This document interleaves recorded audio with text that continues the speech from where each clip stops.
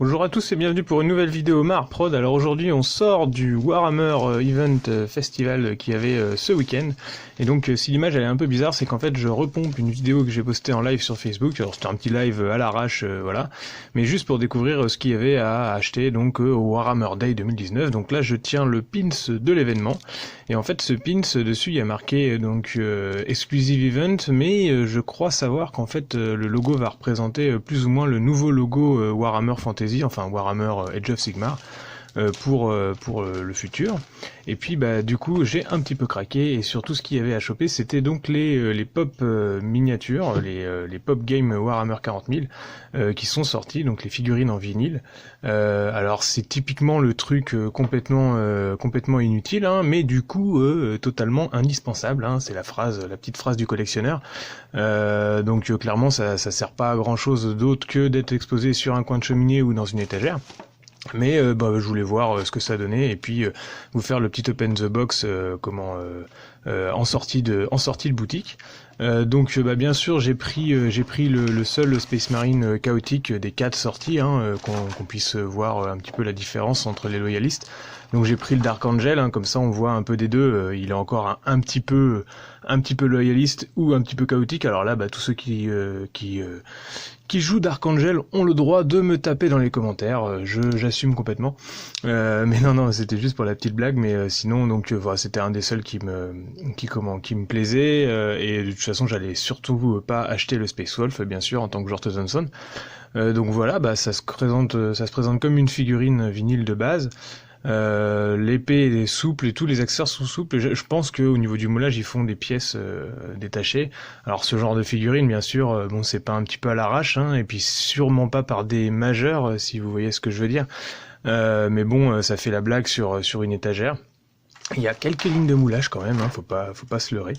Et donc le Space Marine Dark Angel vétéran, c'est le 501ème de la série. Alors je sais pas si c'est 501ème de la série Pop ou 501ème de la série Games Workshop. Il me manquait un pot de Guilliman Flèche, donc voilà, au niveau des citadelles color contrast, donc je l'ai chopé en même temps. Mais sinon le Space Marine exclusif de l'événement, c'était donc le Space Marine DEI, avec le petit autocollant bleu que vous voyez sur l'avant là. Et donc il est store exclusive. Alors en fait chez Games Workshop il n'y a jamais vraiment rien d'exclusif. En fait il n'est pas forcément disponible qu'en magasin, il est également disponible sur le net. Et puis peut-être qu'il sera disponible plus tard, hein, on sait pas, parce que je sais pas combien ils en ont fait.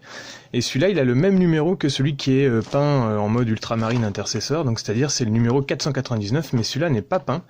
D'ailleurs je ne sais pas si ça se fait ailleurs sur les figurines pop, donc à vous de me dire dans les commentaires si ça s'est déjà fait, hein. Moi perso j'arrive à 3 figurines pop, j'en ai une qui m'a été offerte par mon frère, mais sinon je suis pas collectionneur de figurines pop. Et comment d'ailleurs la première est une figurine Mad Max.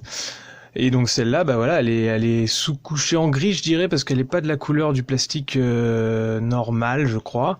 Ou alors je me trompe, je sais pas, ça se trouve c'est du plastique gris, mais je crois pas. Et donc du coup, voilà ce que ça donne, le petit Space Marine, donc juste gris, prêt à peindre. Et donc l'idée c'est donc de faire votre propre schéma dessus. C'est une bonne idée, je pense que Games Workshop a eu au niveau de ça, parce que pour ceux qui aiment pas les figurines pop mais qui veulent s'entraîner à faire 2-3 petits aplats, ou alors même des effets de weathering et tout sur des grosses surfaces comme ça, c'est quand même hyper intéressant. Et puis ça peut être des bonnes figurines test pour de l'aérographe.